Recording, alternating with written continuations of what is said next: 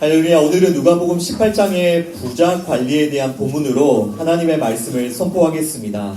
두 가지 주제로 말씀을 나누겠습니다. 첫 번째 주제는 근심하며 돌아간 부자 관리. 그리고 두 번째 주제는 사람이 할 수 없는 것을 하나님은 하실 수 있다. 이게 두 가지 주제입니다. 첫 번째 주제, 근심하며 돌아간 부자 관리에 대해서 주님 말씀 나누겠습니다. 지난 시간에 우리는 어린 아이에 대한 예수님의 말씀을 들었습니다.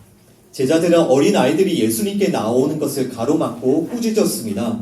그러니까 연약하고 무력한 어린 아이들은 하나님 나라에 조금도 도움이 되지 않는다고 제자들은 생각했던 것입니다. 그러나 예수님께서는 하나님의 나라가 바로 이런 어린 아이들의 것이다 라고 말씀하셨죠. 누구든지 하나님의 나라를 어린 아이와 같이 받아들이지 않는 자는 결단코 하나님의 나라에 들어갈 수 없을 것이라고 말씀하셨습니다.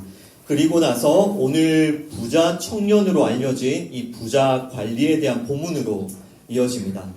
여러분, 따라서 이 부자 관리, 오늘 본문에 등장하는 이 부자 청년은 지난 시간에 나누었던 그 어린 아이들과의 대척점에 있는 사람이다라는 것을 잘 기억하시고요. 오늘 말씀을 들어보시기 바랍니다. 오늘 누가복음 18장 18절부터 18절과 19절 말씀, Luke chapter 18 verses 18 and 19 이 말씀 함께 읽겠습니다. 어떤 관리가 물어 이르되 선한 선생님이여 네가 무엇을 하여야 영생을 얻으리이까? 예수께서 이르시되 네가 어찌하여 나를 선하다 일컫느냐? 하나님 한 분 외에는 선한 이가 없느니라. 아멘. A certain ruler asked him, Good teacher, what must I do to inherit eternal life? Why do you call me good? Jesus answered, No one is good except God alone. 아멘. 예, 한 관리가 예수님을 찾아오는데요. 그 마태복음과 마가복음의 동일한 본문을 보면 이 관리는 청년이었습니다. 따라서 이 청년은 젊은 나이에 높은 관직에 올랐고요. 또 많은 재산도 가지고 있었고 또 어릴 때부터 율법도 아주 철저하게 지켰던 사람입니다. 즉 흠 잡을 데가 없는 아주 훌륭한 사람입니다. 그래서 사람들은 이 관리를 모두 부러워하고 또 존경하고 또 이 사람이 참으로 하나님께 복을 받은 사람이다 라고 이렇게 생각을 했습니다. 그리고 마가복음의 본문에 보면 이 관리가 달려와서 예수님 앞에 무릎을 꿇어 앉아서 질문하였다라고 기록을 하고 있습니다. 이 부자 관리는 이미 사람들의 인정을 받는 높은 자리에, 높은 관직에 올랐음에도 불구하고 영생에 대해서도 관심을 가지고 있고 또 혹시 자신에게 부족한 것이 있으면 배우겠다는 아주 성실하고 또 겸손한 마음도 가지고 있는 사람이 이 부자 관리입니다. 참 괜찮은 사람이죠. 참 괜찮은 사람입니다. 지난 시간에 어린 아이들이 예수님께 나오는 것을 가로막았던 제자들도 아마 이 부자 관리가 예수님께 나오는 것을 보면서는 아주 내심 기뻐하면서 환영했을 겁니다. 이제 일이 좀 잘 되는구나. 이런 사람들이 예수님께 나와야 뭔가 일이 잘 되지. 아마 이런 생각을 제자들이 했을 겁니다. 여러분, 이와 같이 이 부자 관리는 모든 사람들의 이상형이고요. 또 모든 사람들이 동경하는 그런 인물의 모습입니다. 그리고 모든 종교가 만들어내고 싶어 하는 사람이고요. 여러분도 역시 이런 사람이 되고 싶지는 않으십니까?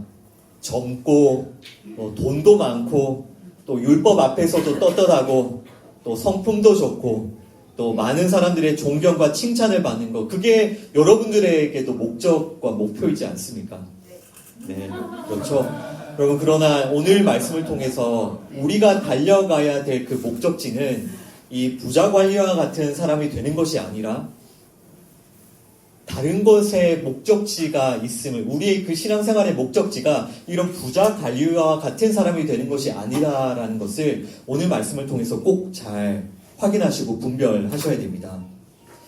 이 부자 관리의 질문과 또 이에 대한 예수님의 대답을 들어보겠습니다. 우리 읽었던 말씀에 보시면 이 부자 관리가 예수님께 어떤 질문을 했습니까? 선한 선생님이여, 내가 무엇을 하여야 영생을 얻을 수 있습니까? 내가 무엇을 하여야 영생을 얻을 수 있습니까? 즉 이 부자 관리는 영생을 얻는 것이 무엇에 달려 있다라고 생각을 하고 있죠? 예, 자기가 무엇을 하는가에 그 영생을 얻는 것이 달려 있다라고 생각하고 있습니다. 그러니까 그는 자신이 어떤 선한 행위들을 함으로써 영생을 얻을 수 있다라고 생각을 하고 있는 겁니다. 그리고 이 부자 관리는 예수님을 선한 선생님이여, 이 예수님께 선한 선생님이여 라고 부르면서 자신은 선함이 무엇인지 알고 있음을 넌지시 또 드러내고 있습니다. 이 한 짧은 질문이지만 이 질문에 어떤 것이 다 담겨 있습니까? 이 선한 관리는 자신이 선한 행위를 열심히 했고 또 앞으로도 그 선한 행위들을 열심히 해갈 것이다 라는 그런 마음이 이 질문에 담겨 있습니다. 여러분, 이것이 선악과를 먹은 사람의 모습이라는 것을 여러분 분명히 아셔야 되는데요. 먼저 그 부자 관리의 모습을 잠깐 정리해 보시죠.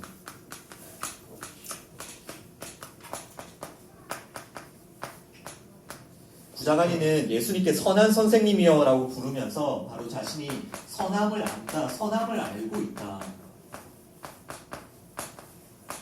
그리고 자신이 어떤 행위를 함으로써 영생을 얻을 수 있다는 그런 생각을 하고 있죠. 내가 무엇을 해야 영생을 얻을 수 있습니까? 그 질문에 그런 뜻이 담겨 있잖아요. 그래서 자신의 선한 행위로 영생을 얻을 수 있다. 이런 생각을 이 부자 관리는 가지고 있습니다. 예수님께서는 이 부자 관리의 의도를 아주 정확하게 아시고 대답을 하시는데요. 예수님의 대답이 어떻습니까? 네가 어찌하여 나를 선하다 일컫느냐? 하나님 한 분 외에는 선한 이가 없느니라. 이것이 예수님의 대답입니다. 어찌하여 나를 선하다 하느냐? 하나님 한 분 외에는 선한 이가 없느니라.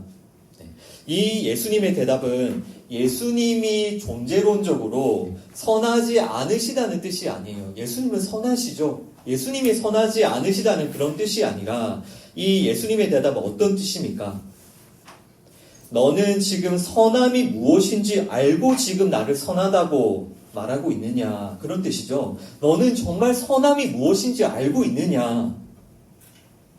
하나님 한 분 외에는 선한 이가 없다. 따라서 너는 선하지 않다. 너는 선함을 모른다. 너는 선한 행위를 할 수도 없다. 그런데 너는 어떻게 지금 선한 행위를 해서 영생을 얻겠다고 그렇게 이야기를 하고 있느냐? 이것이 예수님의 답변입니다. 예수님의 답변도 한번 정리를 해보겠습니다. 예수님 어떻게 대답하셨습니까? 오직 하나님만이 선하시다.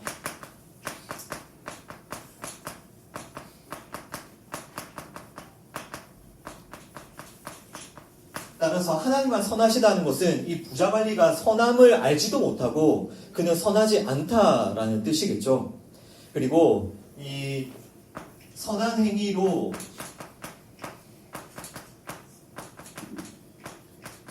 영생을 얻을 수 없다. 이것이 지금 예수님의 대답이신 겁니다.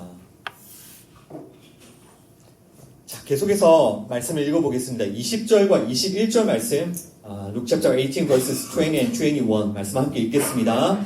네가 계명을 안 하니 간음하지 말라, 살인하지 말라, 도둑질하지 말라, 거짓 증언하지 말라, 내 부모를 공경하라 하였느니라. 여자오되 이것은 내가 어려서부터 다 지키었나이다. You know the commandments. You shall not commit adultery. You shall not murder. You shall not steal. You shall not give a false testimony. Honor your father and mother. All these I have kept since I was a boy. He said. 예, 지금 예수님께서 말씀하시는 이 계명들, 이 10계명인데요. 그 10계명 중에 첫 번째부터 네 번째까지의 계명은 하나님께 대한 계명이고 5에서 5번째부터 10번째의 계명은 이웃에 대한 계명입니다. 그러니까 이 10계명은 하나님을 사랑하라, 또 이웃을 사랑하라는 그런 계명인 것이죠.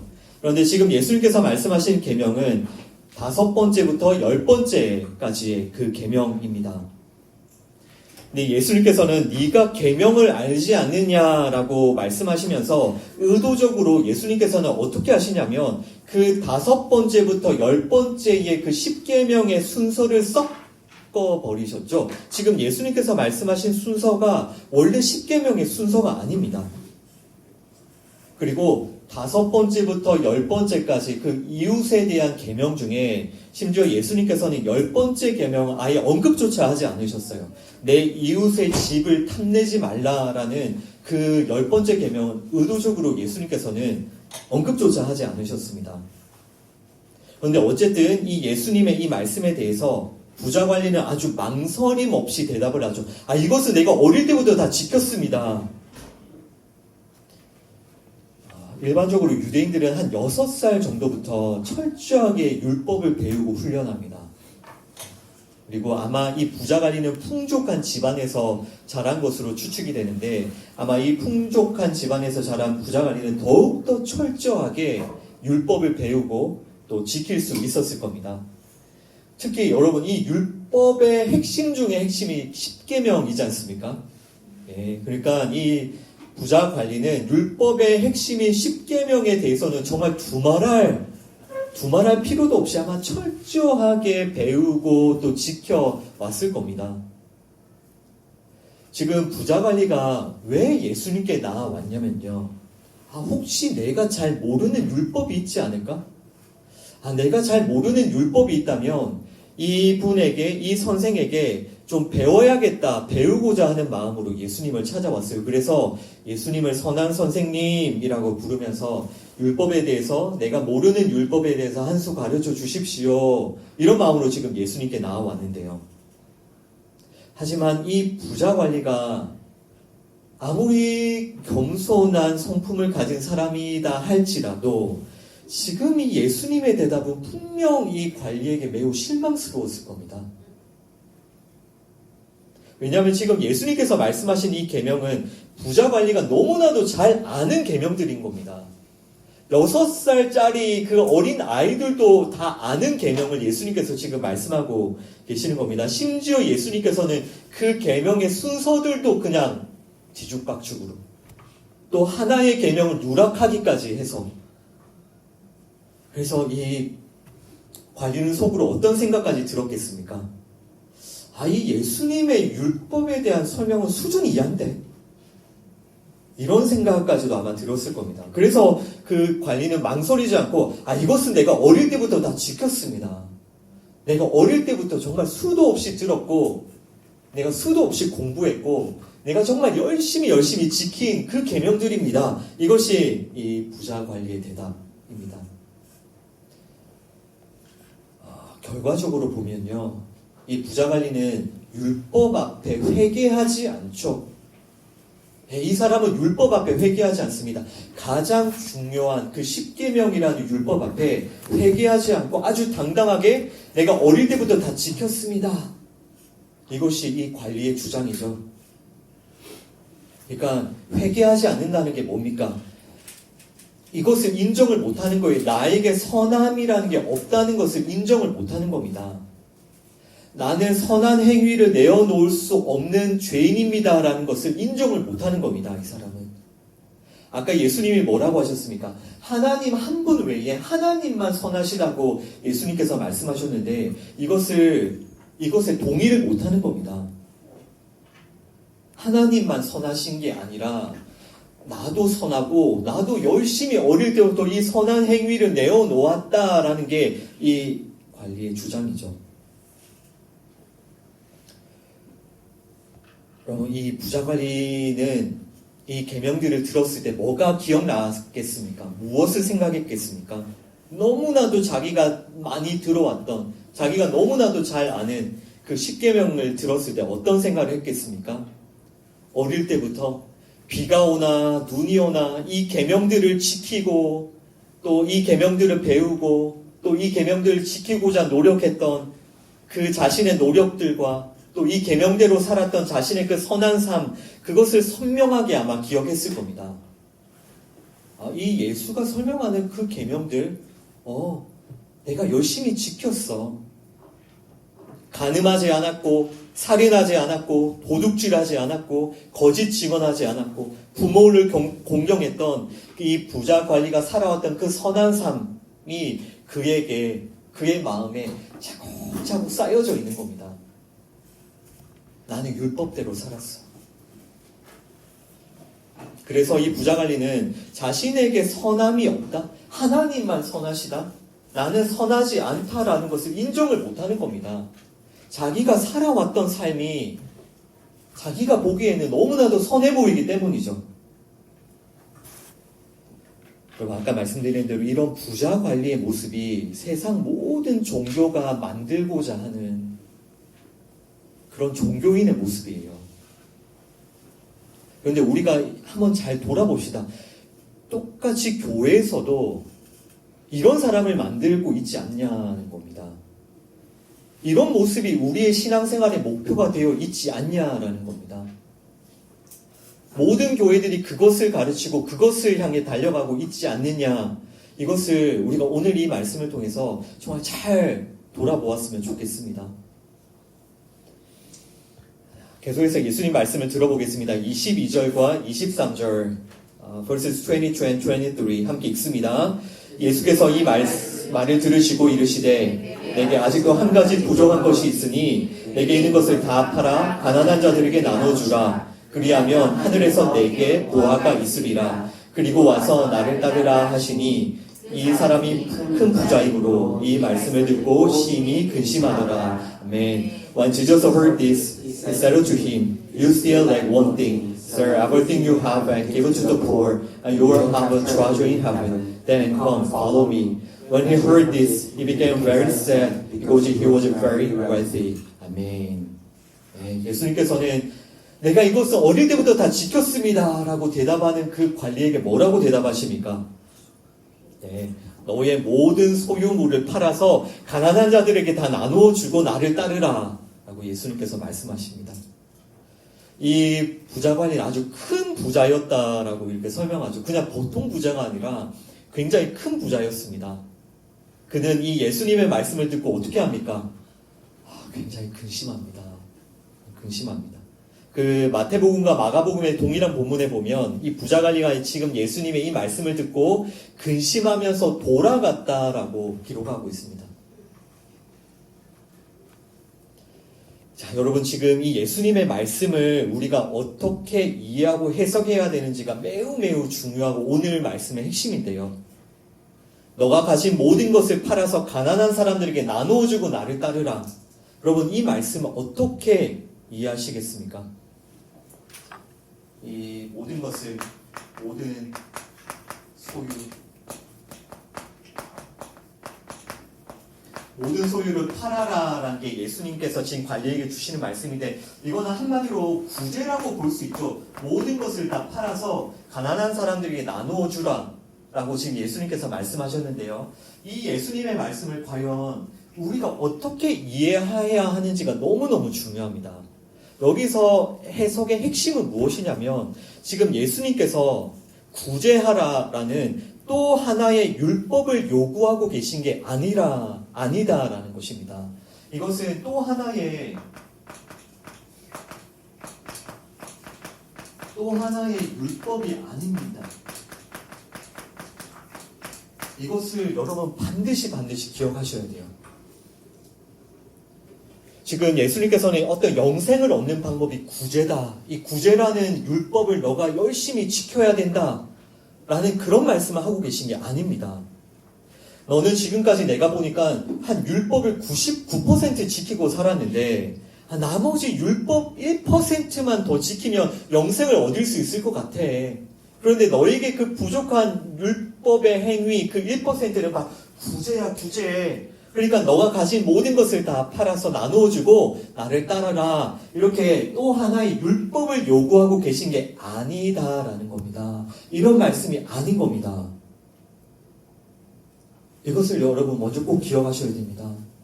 여러분 예수님께서는 사람의 연약함을 알고 계세요. 예수님께서는 사람이 율법을 온전히 행하여서 영생을 얻지 못함을 알고 계십니다. 그렇기 때문에 예수님께서는 사람의 육신을 입고 이 땅에 오신 것이죠. 만약에 단 한 사람이라도 율법을 온전히 행하여서 영생을 얻을 수 있다면 예수님은 이 땅에 오지 않으셨을 겁니다. 십자가를 지지 않으셨을 겁니다. 한 사람이라도 가능성이 있으니까요.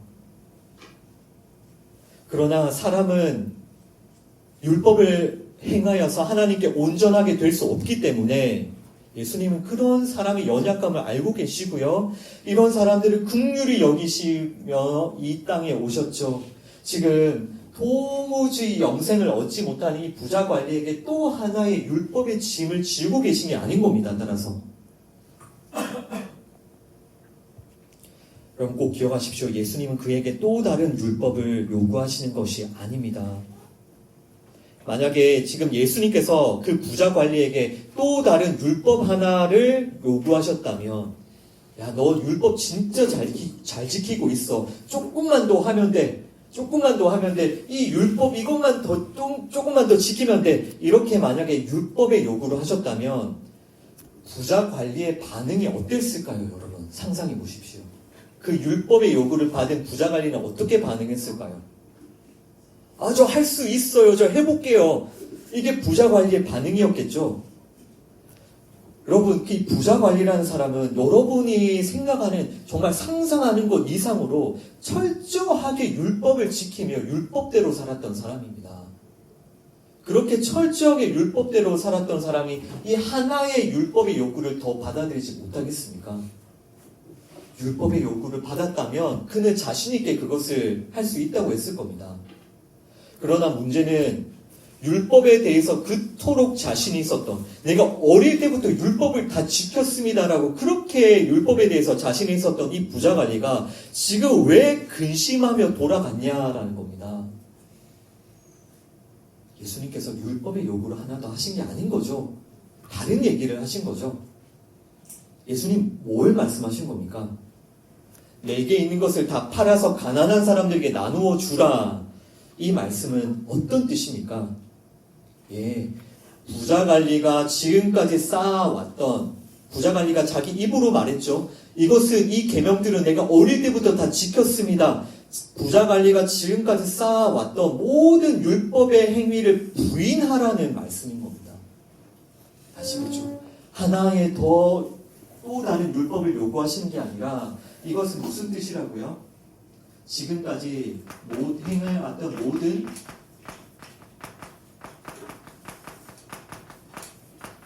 율법의 행위들을 부인하라는 뜻이죠. 그러니까 부자 관리가 쌓아왔던 모든 것을 부정하라는 뜻입니다. 예수님은 이 부자 관리에게서 무엇을 원하세요? 어떤 고백? 나에게는 선함이 없습니다. 나는 어떤 선한 행위도 내어놓을 수 없습니다. 내가 어릴 때부터 내가 선하다고 생각해와서 내가 내어놓았던 그 모든 게 결국 다 악한 행위들이었습니다. 나는 영생을 얻기 위해서 내가 할 수 있는 게 아무것도 없습니다라는 그 고백을 예수님께서 원하시는 겁니다. 아까 이 부자 관리가 예수님께 뭐라고 무슨 질문을 했었죠? 내가 어떻게 하여야 영생을 얻을 수 있습니까? 그 질문을 예수님께서 원하시는 게 아니라 무슨 고백을 원하신다고요? 나는 영생을 얻기 위해 내가 할 수 있는 것은 아무것도 없습니다. 이 고백을 예수님께서 원하시는 겁니다. 지금 이 부자 관리에게 자신이 어릴 때부터 지켜왔던 그 율법 행위들은 무엇과 똑같냐면요. 돈과 똑같습니다. 그 부자 관리에게 자신의 그 율법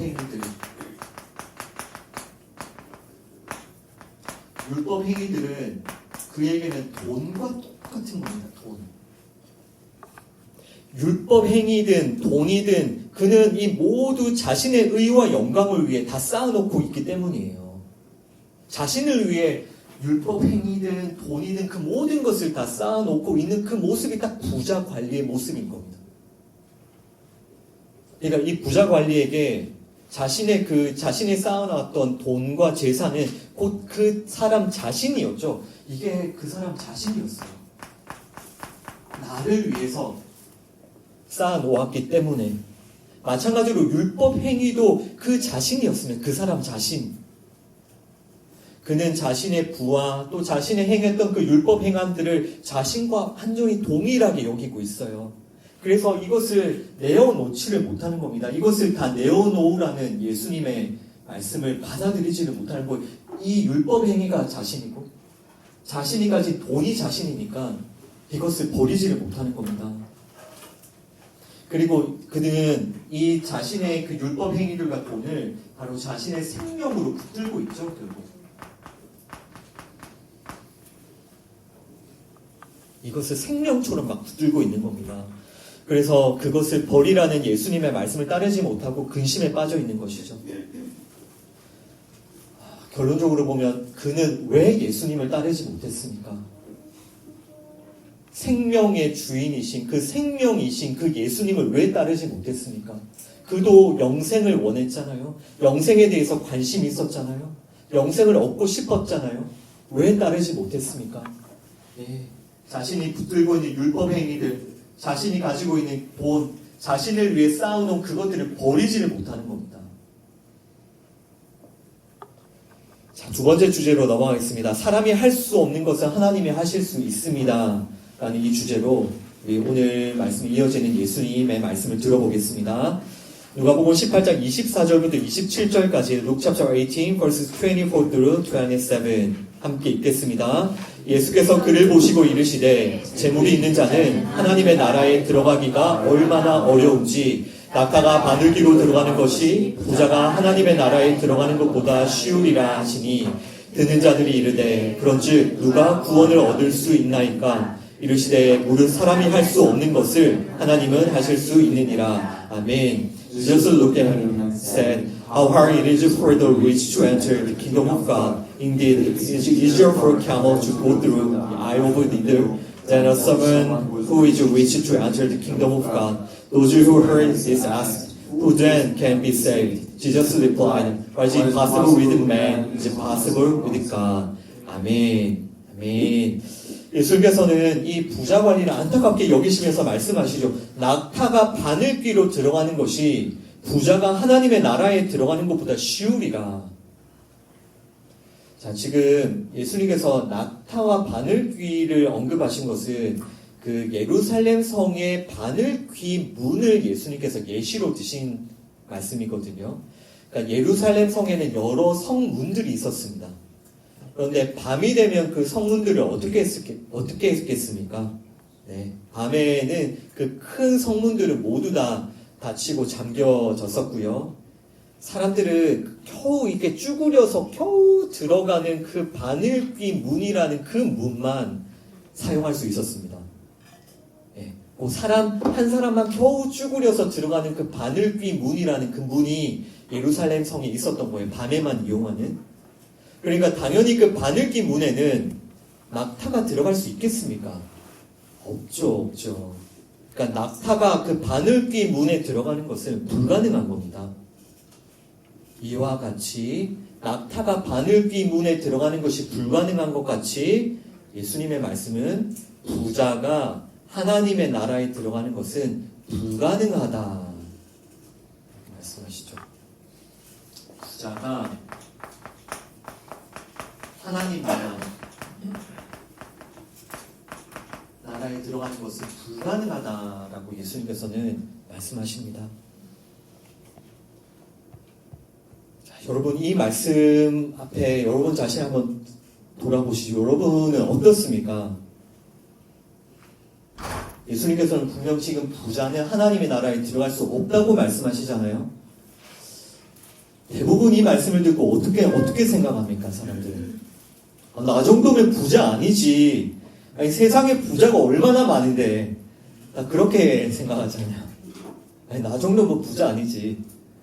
여러분, 부자의 기준이 재산 얼마까지입니까? 얼마까지면 되는 겁니까? 여러분, 오늘 교회에 오실 때 여러분 재산을 다 팔고 교회에 오셨습니까?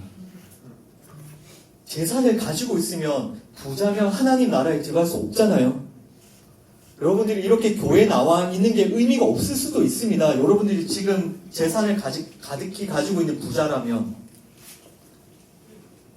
우리는 지금 예배를 드리고 있어야 할 게 아니라 지금 당장 가서 뭘 해야 되는 겁니까? 그러면 아니 빨리 재산을 나누어주고 빨리 재산을 없애야 되지 않습니까?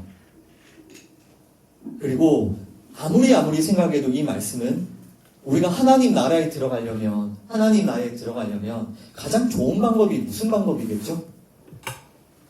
돈을 안 버는 게 제일 좋은 방법이죠. 돈을 많이 벌면 안 되는 겁니다. 부자면 하나님 나라에 못 들어가니까 돈을 많이 벌면 안 되죠. 이 말씀에서도 우리는 예수님께서 지금 말씀하고 계시는 이 부자가 어떤 의미인지를 잘 생각해야 되겠죠. 굉장히 익숙한 단어도, 우리에게 굉장히 익숙한 단어도 국어 사전적인 의미가 아니라 성경적인 의미로 우리가 잘 이해해야 되겠죠. 우리 예전에 나눴던 누가복음 16장 14절 말씀 잠깐 한번 읽어보겠습니다. Luke chapter 16, verse 14 함께 있습니다. 바리새인들은 돈을 좋아하는 자들이라 이 모든 것을 듣고 비웃거늘 The Pharisees who loved money heard all this and were sneering at Jesus. 이 바리새인들이 어떤 사람이라고 했죠? 정말 청빈한 삶을 살았고요. 구제를 열심히 실천했던 사람들입니다. 그러나 성경은 바리새인들이 어떤 사람이라고 고발하고 있습니까? 돈을 좋아하는 부자라고. 진짜 바리새인들이 이 말을 들었을 때 기가 막혔겠죠? 그 누구보다도 청빈한 삶을 살며 구제의 삶을 살았던 그 바리새인들이 돈을 좋아하는 부자다라고 성경은 고발하고 있는 겁니다. 왜 바리새인들이 돈을 좋아하는 부자죠? 바리새인들은 자신을 위해서 율법의 행위들을 쌓아놓고 자기들을 의롭다고 주장하고 있으니까 돈을 좋아하는 자들이다라고 성경은 고발하고 있는 겁니다. 그러니까 여러분, 성경적으로 부자가 어떤 의미인지를 잘 생각하셔야 됩니다. 지금 예수님이 너무 우리에게 두려운 말씀을 하시잖아요. 부자는 하나님의 나라에 들어갈 수 없다. 그러면 예수님께서 말씀하신 이 부자가 누굽니까? 어떤 자들이 부자입니까?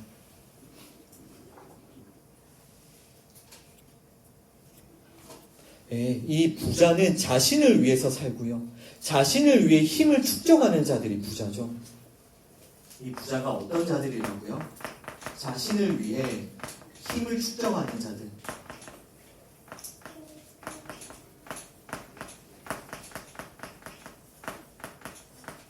이 힘이라는 게 물론 돈도 포함되지만 그 모든 것이에요.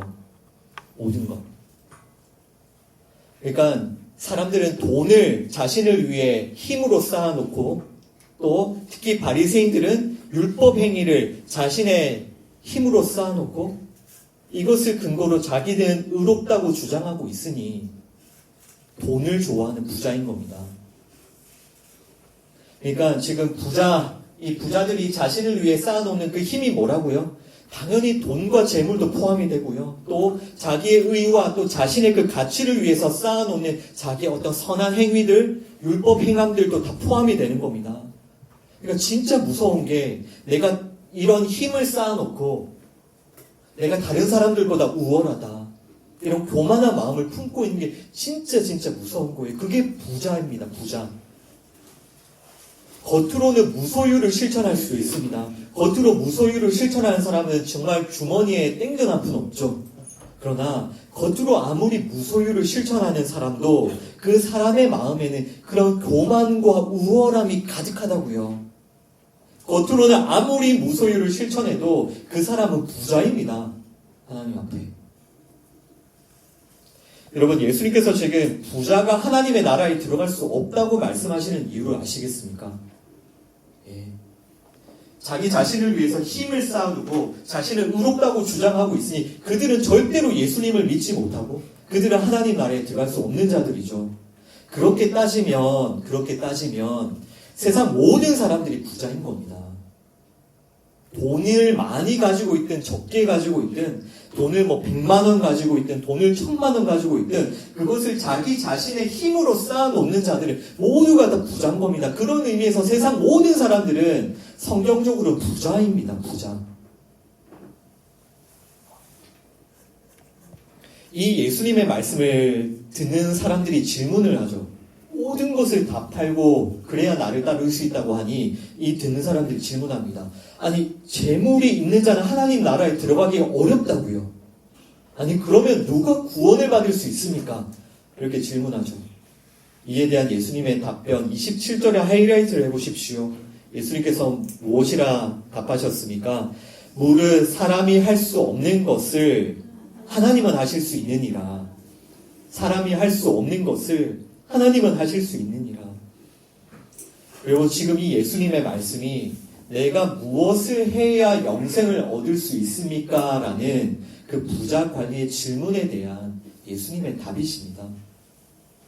부자 관리는 생각했죠. 내가 무엇을 해서 영생을 얻겠다. 내가 뭘 해야 될지 가르쳐 달라. 내가 더 해야 될 율법이 있으면 가르쳐 달라. 이것이 부자 관리의 질문이었는데 예수님 뭐라고 말씀하신다고요? 사람을 할 수 없는 것을 하나님은 하실 수 있다. 사람은 결코 스스로 영생을 얻을 수 없다는 뜻입니다. 사람이 무엇을 해서 아무리 무언가를 해도 그 영생을 얻을 수 없다는 뜻입니다. 사람은 스스로 하나님의 나라에 들어가는 것이 불가능하다는 뜻입니다. 낙타는 절대로 바늘귀 문에 들어갈 수 없잖아요. 여러분 그 짐을 짊어지는 여러 짐승들이 있죠. 뭐 나귀도 있고 여러 짐승들이 있는데 예수님께서는 지금 왜 굳이 낙타를 언급하셨을까요? 아니 그렇지 않아도 이 바늘귀문이라는 건 너무나도 작고 좁은데 여러분 그 낙타의 등에 솟아있는 그 혹을 생각해 보십시오. 그러니까 낙타인 겁니다. 우리 사람들은 낙타는 절대로 그 문에 들어갈 수 없는 겁니다. 사람은 스스로 하나님 나라에 들어갈 수 없다라는 것이 예수님의 대답입니다. 여러분 우리 모든 사람들은 낙타라는 것을 꼭 기억하십시오. 지금 예수님의 말씀이 그 말씀이잖아요. 그 낙타의 그 등에 솟아있는 그 혹을 생각하시라고요. 그 혹을. 네. 그 낙타의 등에 솟아있는 그 혹을 생각하셔야 돼요. 그 낙타가 바늘귀 문에 들어갈 수 없는 것처럼 사람은 절대로 하나님 나라에 스스로 들어갈 수 없다라는 게 예수님의 설명이세요. 그렇다면 하나님께서 우리 사람들에게 율법을 주신 목적, 하나님께서 우리에게 율법을 주신 목적을 다시 한번 떠올려 보시죠. 율법은 우리가 이 낙타라는 것을 적나라하게 드러내는 게 율법인 겁니다. 하나님께서는 율법으로 바로 사람이 우리가 낙타라는 것을 드러내시는 거예요. 로마서 3장 20절 말씀 읽어보겠습니다. Romans chapter 3 verse 20 함께 읽습니다. 그러므로 율법의 행위로 그 앞에 의롭다 하심을 얻을 육체가 없나니 율법으로는 죄를 깨달음이니라. 아멘. Therefore no one will be declared righteous in God's sight by the works of the law, rather through the law we became conscious of our sins. 아멘. 아멘. 여러분 율법의 행위로 하나님 앞에 의롭다함을 받을 수가 없습니다. 우리는 이 율법 앞에 끊임없이 정죄를 받을 뿐이에요. 이 율법은 너무나도 거룩하고 완전한 하나님의 말씀이기 때문입니다. 하나님은 너무나도 거룩하고 완전하십니다. 그래서 하나님의 말씀이 율법 앞에 우리는 끊임없이 정죄를 받을 뿐입니다. 그렇다면 아까 그 부자 관리의 대답을 한번 기억해 보십시오. 내가 어려서부터 율법을 다 지켰다. 이 부자 관리의 이 대답은 어떤 대답입니까? 정신없는 대답이죠. 정신없는 소리를 하고 있는 거죠. 그는 맹인과 같은 거예요. 그는 자신의 죄는 보지 못하고 율법을 이용해서 자신의 의를 드러내고 있을 뿐인 거예요. 그래서 그를 부자라고 하는 거예요. 부자. 그가 부자가 되었는데 심지어 뭘 이용해서 부자가 되었다고요? 율법을 이용해서 부자가 되었으니까 더 나쁜 놈이죠. 여러분 우리는 어떻게 해야 될까? 우리는 정말 여러분들 이 율법 앞에 정직하게 자신을 돌아보셔야 됩니다.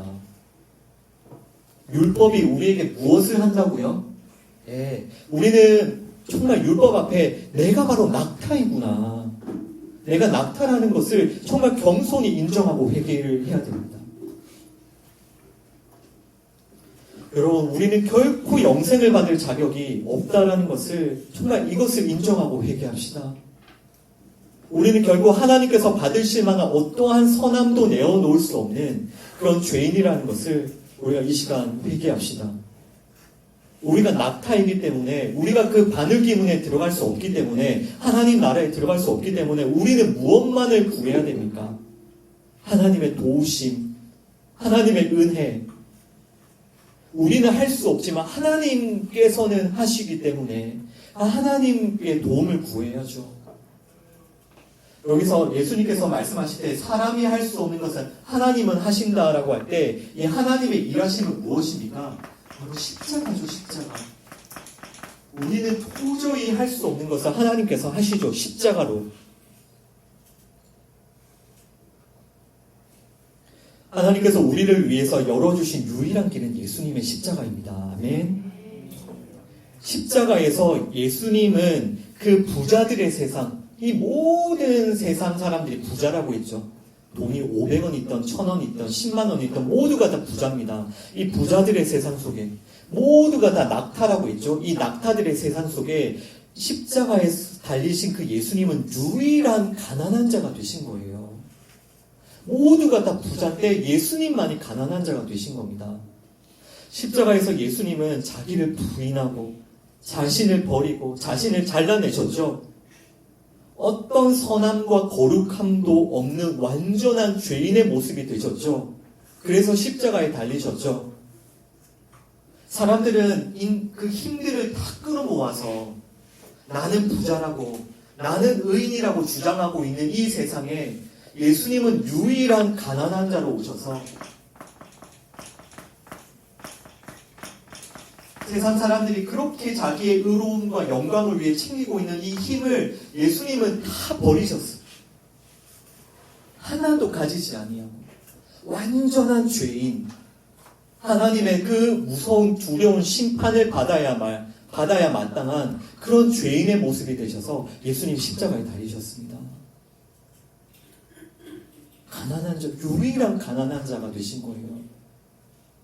예수님은 자신을 의롭게 여기기 위한 어떤 힘도 가지지 않으셨기 때문에. 누가복음 23장 46절입니다. Luke chapter 23, verse 46 함께 읽습니다.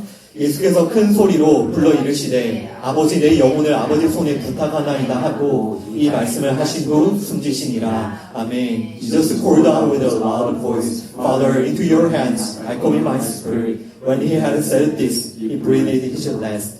아멘. 예수님은 자신의 영혼까지 그 모든 것을 다 하나님께 맡기셨습니다. 이 모습이 어떤 모습입니까? 자신의 힘을 모두 버린 가난한 자의 모습이죠. 전적으로 하나님만 의지하는 어린 아이의 모습이죠. 나는 불가능합니다. 나는 불가능합니다. 하나님만 하실 수 있습니다. 이런 고백을 드리는 그 자리. 여러분, 무릇 사람이 할 수 없는 것을 하나님은 하실 수 있느니라. 이 예수님의 말씀이 어떤 뜻인지를 여러분 잘 기억하십시오. 낙타와 같은 우리들이 하나님 나라에 들어갈 수 있는 그 유일한 길이 예수님의 십자가입니다. 그리고 예수님의 그 십자가를 믿는 우리 성도들에게 이제 어떤 일이 일어나겠습니까? 우리는 분명히 낙타잖아요. 우리는 분명히 부자잖아요. 그러나 예수님께서 새로운 생명의 길을 열어주셨죠. 십자가라는. 그러면 원래 낙타였던, 원래 부자였던 우리가 이 십자가를 믿게 될 때 어떤 일이 일어나야 하는지 반드시 어떤 일이 일어나야 하는지 반드시 일어나야 할 일이 무엇입니까? 무슨 일이 일어나야 됩니까? 예수님을 우리가 그 십자가를 믿음으로 점점 부자가 되어 가야 됩니까? 자신을 위해서 쌓아놓은 그 힘을 점점 끌어모아서 그런 삶이 되어야 됩니까? 돈이든 선한 행위든 내가 예수님을 믿음으로 점점 내 의와 내 영광이 드러나야 됩니까? 그 길이 아니잖아요. 아까 제가 그것이 우리의 목적지가 아니라고 말씀드렸죠. 십자가를 믿는 사람에게 반드시 일어나야 될 것은 이 자신이 가지고 있는 이 부를 다 잃어버려야죠. 다 빼앗겨야죠. 아시겠습니까? 가난한 자가 되어야죠. 예수님처럼.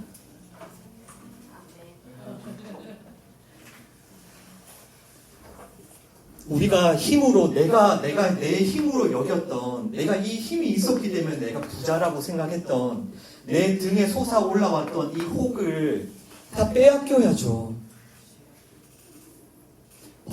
만약에 이것을 버리지 않고 지금 이 부자 관리처럼 에라 모르겠다 막 도망치자, 뭐 내가 율법을 배울 수 있는 사람은 뭐 예수밖에 없냐, 이렇게 도망치면 어떻게 됩니까?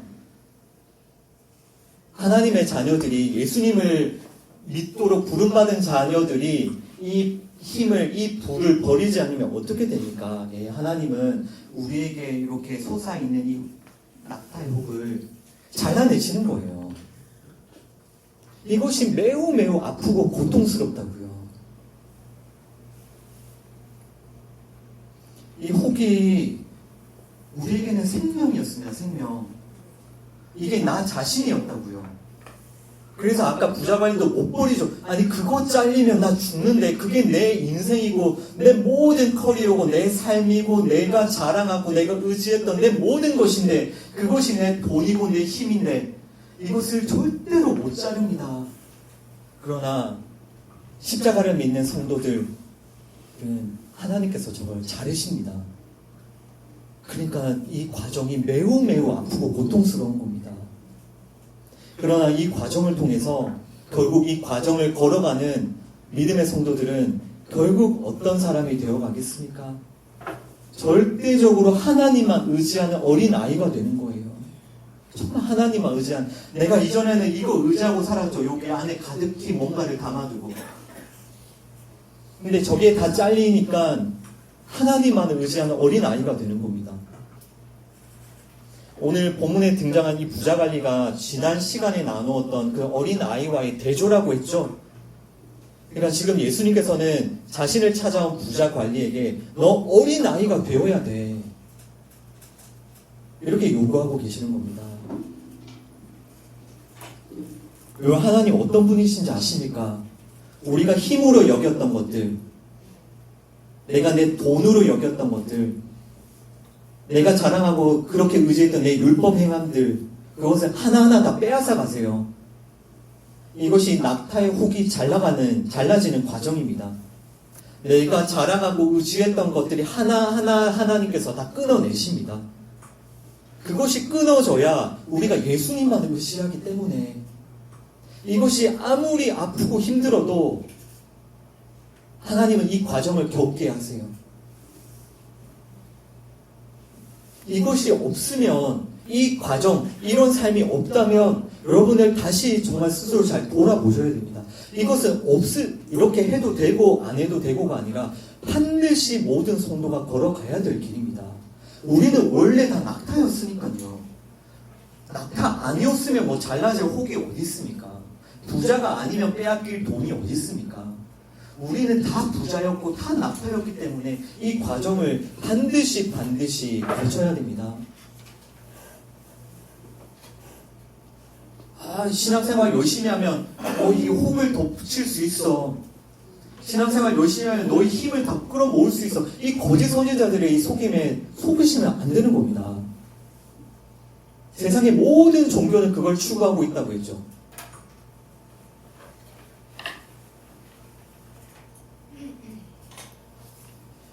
여러분이 생명처럼 붙들고 있던 것들, 여러분이 힘으로 붙들고 있던 것들은 여러분들에게 생명을 주지 못합니다.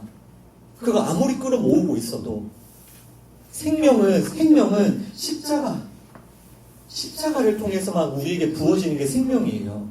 내가 어떤 것을 의지하고 끌어모은다고 그것이 여러분들에게 절대로 생명을 주지 못합니다.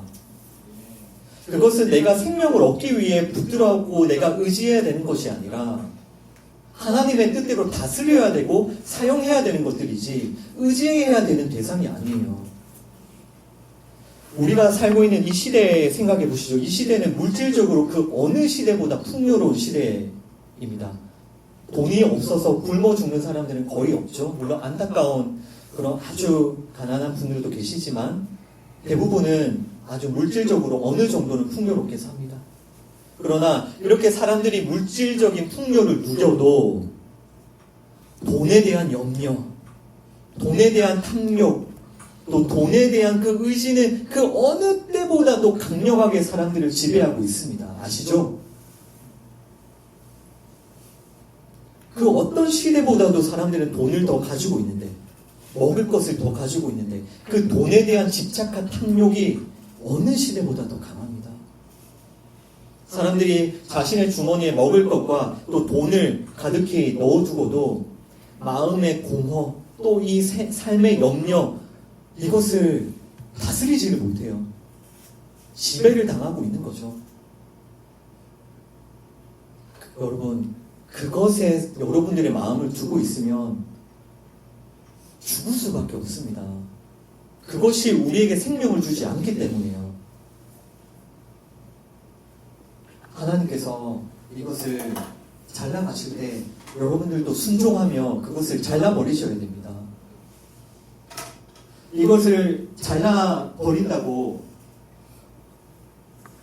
오늘부터 아무 일도 안 하고 아무런 돈도 안 벌고 그냥 정말 아무 먹을 것도 못 먹고 그렇게 살라는 그런 뜻이 아니잖아요.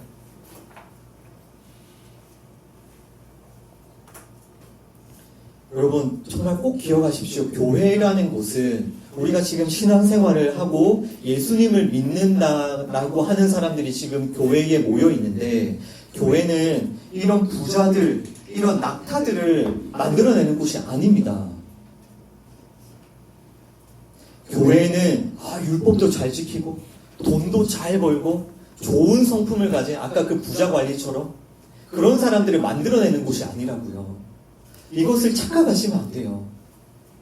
교회는 이런 부자들, 이런 낙타들, 아까 그런 부자 관리들을 많이 만들어내서 세상으로부터 좋은 평가를 받고 세상으로 존경을 받고 항상 이야기하는 거죠. 선한 영향력을 미치면서 그런 곳이 아니라고요. 교회는. 만약에 그런 곳이 교회면 왜 역사상의 모든 제대로 된 교회는 항상 핍박과 박해를 받았겠습니까? 항상 세상 사람들로부터 존경과 칭찬과 존경과 칭찬을 받고 선한 영향력을 미치는 게 교회면 왜 핍박을 받겠냐고요. 교회는 그런 곳이 아닙니다. 그런 사람들, 이 세상이 좋아하는 부자와 낙타를 만들어내는 곳이 교회가 아닙니다. 교회는 어떤 곳이라고요? 낙타들의 이 혹을 잘라내는 곳이에요. 정말 은혜가 없으면 다 도망가 버릴 수밖에 없는 곳입니다. 하나님이 붙들고 계시기 때문에 오늘도 우리가 여기 있는 것이지, 이거를 잘라내기로, 이 잘라내는 이 아픔과 고통을 견딜 수 있는 사람이 누가 있겠습니까? 교회는 이 혹이 잘려지는 낙타들의 모임인 거예요. 내 혹이 크냐, 누구 혹이 크냐, 이것을 비교하고 있는 게 아니라 지금 내 혹이 다 잘려지고 있으니까 하나님 저 좀 도와주세요. 저의 생명은 예수 그리스도밖에 없습니다. 저의 소망은 오직 예수 그리스도밖에 없습니다. 이 고백이 터져 나오는 곳이 교회라는 곳이죠. 그러나 어느새 이 교회라는 곳이 누구 혹이 더 크냐, 누가 더 부자냐, 누가 더 의롭냐, 누가 더 칭찬과 인정을 많이 받고 있냐, 이런 것을 경쟁하는 곳으로 변질되어 버렸지 않습니까? 그것은 교회가 아닙니다. 아까 오늘 본문에 나왔던 그 부자 관리들의 모임이죠. 그래서 교회는 우리가 은혜로 구원받았기 때문에 기쁨과 감사도 우리 안에 항상 흘러넘치지만 교회는 항상 동시에 애통과 회개가 공존해야 되는 겁니다. 항상 그렇습니다. 항상 우리에게 애통과 회개가 있어요. 고통이 있습니다. 슬픔이 있어요.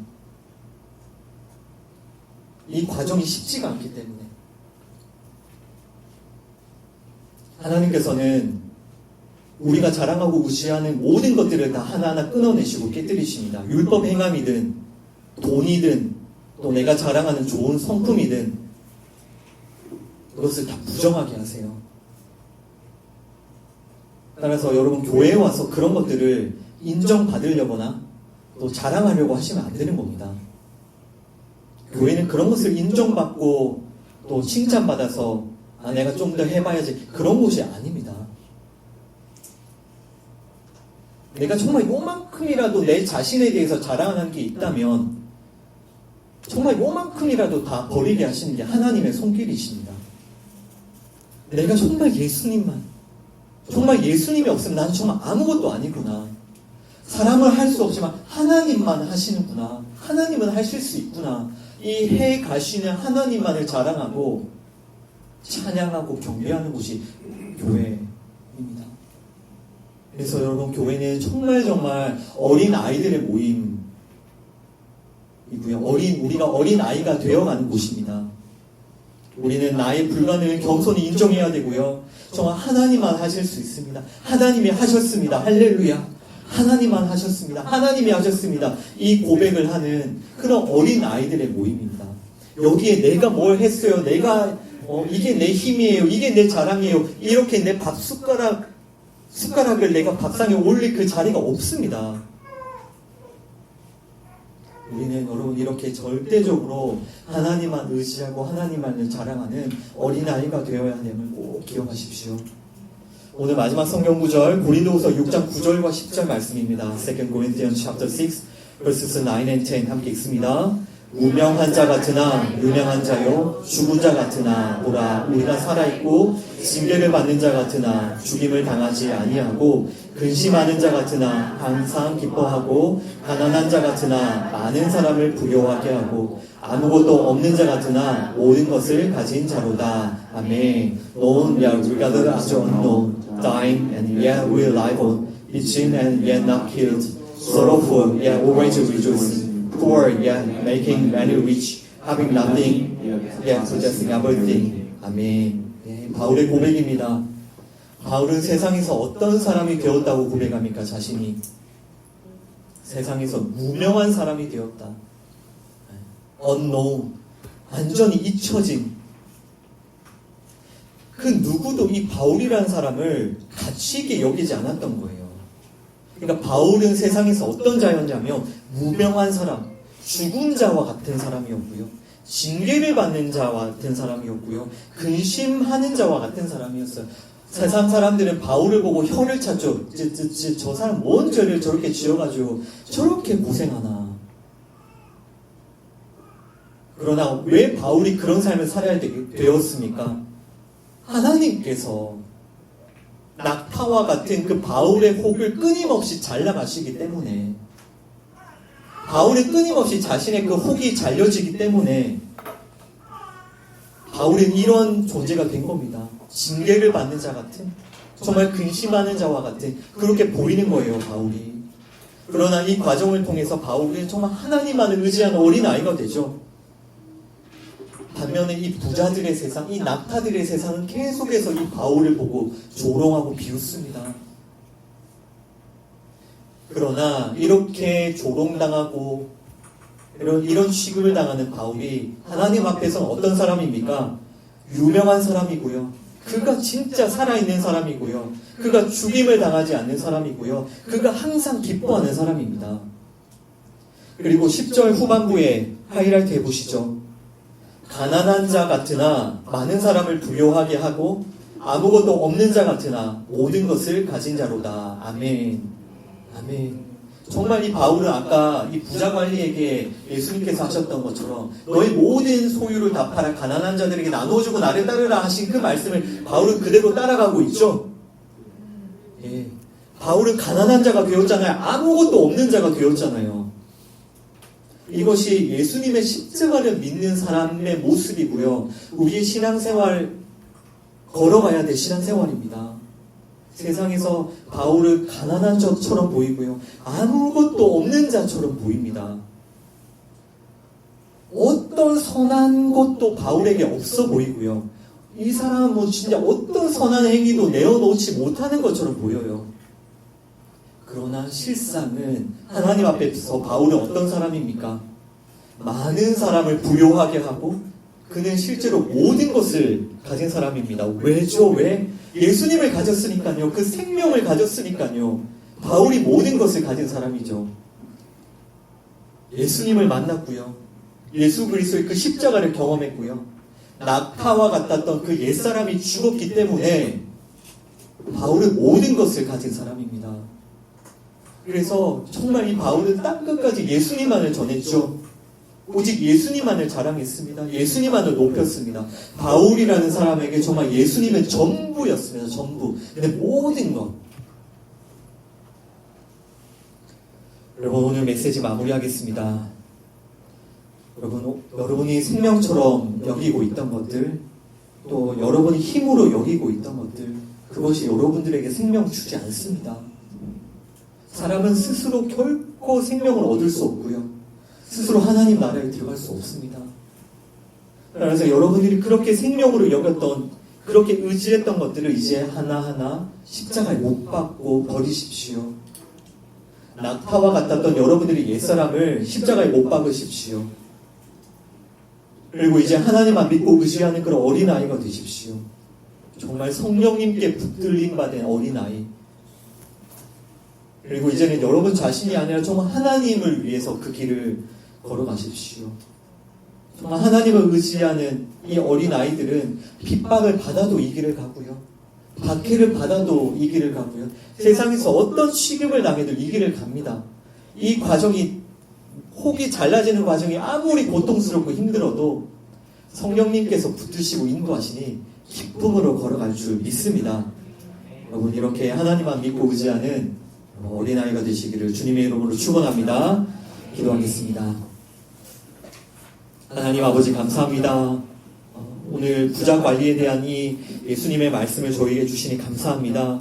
하나님, 저희들도 이 부자 관리처럼 우리의 율법 행함을, 우리의 돈을 나의 힘으로 여기며 나를 위해 쌓아두며 그렇게 부자로 살아오지 않았는지 돌아보며 주님 앞에 회개합니다.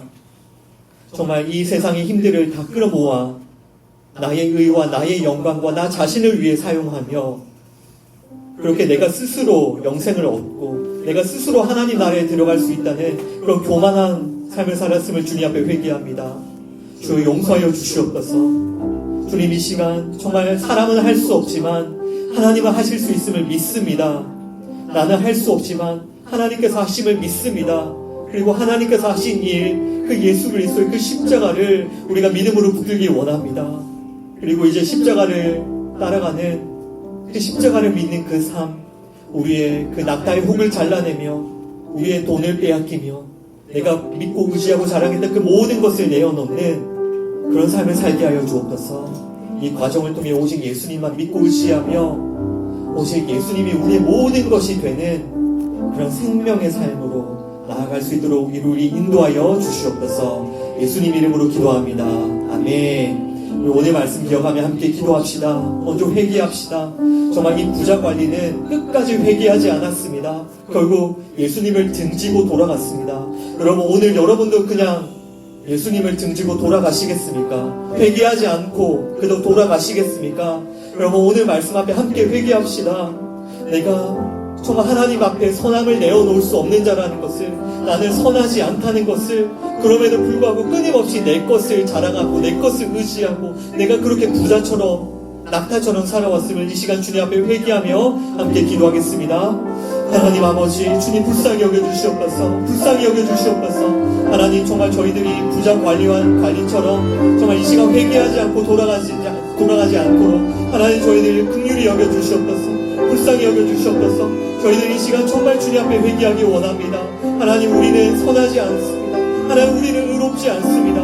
하나님, 우리는 정말 선함을 내어놓을 수도 없고 선한 행위를 내어놓을 수도 없습니다. 그럼에도 불구하고 우리는 끊임없이 우리 자신의 그 선함, 우리 끊임없이 우리의 선한 행위를 자랑하고 의지했음을 주님 앞에 회개합니다. 주 용서하여 주시옵소서. 하나님, 그렇게 내가 나 자신을 위해 돈을, 또 이 물질을, 또 내 재산을, 또 내 율법 행함을, 내 삶을 그렇게 나의 힘으로 쌓아두고 내가 부자처럼, 내가 그렇게 낙타처럼 그렇게 교만한 삶을 살았음을 주님 앞에 회개합니다. 용서하여 주시옵소서. 주님, 우리가 정말 이것을 깨닫고 이 죄를 깨닫고 버릴 수 있도록 은혜를 베풀어 주시옵소서. 주님, 우리가 정말 생명을 얻을 수 없음에도 끊임없이 내가 생명을 얻고자, 내가 어떤 행위를 해서 생명을 얻고자 교만한 마음을 품어서 주님 앞에 회개합니다. 주님, 돌이키게 하여 주시옵소서. 회개하게 하여 주시옵소서. 우리 시간 정말 하나님께 간절히 구합시다. 하나님, 이 낙타의 혹과 같은 나의 교만을 잘라내어 주시옵소서. 정말 내가 부자처럼 붙들고 있던 나의 모든 돈과 내 모든 힘들, 내 모든 내가 그렇게 자랑하고 의지했던 것들을 주님, 내가 버릴 수 있도록 그것을 나에게 빼앗아 주시옵소서. 잘라내어 주시옵소서. 그리고 그 과정이 아프고 힘들더라도 정말 나를 붙들어 주셔서 내가 그 길을 걸어가게 하여 주옵소서. 그래서 바울처럼 내가 세상에서는 모든 걸 다 잃은 사람처럼 보이지만 모든 것을 가진 예수 그리스도로 충만하고 예수 그리스도로 만족한 그런 삶을 살 수 있도록 우리 하나님께 은혜를 구하며 함께 기도합시다. 하나님 아버지, 간절히 은혜를 구합니다. 우리는 할 수 없지만 하나님께서 하심을 믿습니다. 하나님, 이 시간 성령님 오셔서 역사하여 주옵소서. 우리가 할 수 없는 것을 행하여 주시옵소서. 내가 자랑하고 의지하던 내 낙타의 혹들을 다 잘라내어 주시옵소서. 내가 믿고 자랑하던 내 돈들, 내 재산들, 내가 부자로 내가 착각하게 만들었던 내 의로운 행위들, 주님, 내가 다 버릴 수 있도록 주님, 저를 책망하여 주시고 주님, 저를 회개케 하여 주시고 주님, 저를 십자가에 못 박아 죽여 주시옵소서. 주님, 이 과정이 힘들고 어렵더라도 이 과정 걸어가기 원합니다. 내 낙타의 혹이 다 잘릴 수 있도록 주님, 역사하여 주시옵소서. 그래서 내가 세상에서는 빅털터리처럼, 내가 세상에서는 정말 바보처럼 보일지라도 예수님을 가진 그 생명을 가진 자가 되게 하여 주옵소서. 모든 것을 가진 자가 되게 하여 주옵소서. 생명을 누리는 자 되게 하여 주옵소서. 하나님 나라로 한 걸음 한 걸음 걸어가게 하여 주옵소서. 하나님만을 의지하는 어린아이가 되게 하여 주옵소서. 하나님만을 찬양하고 기쁨으로 나아가는 어린아이가 되게 하여 주옵소서. 예수님만을 자랑하고 하나님만을 자랑하며 이 길을 끝까지 걸어가게 하여 주옵소서. 주님 감사합니다. 인도하실 주님을 믿습니다. 인도하여 주시옵소서.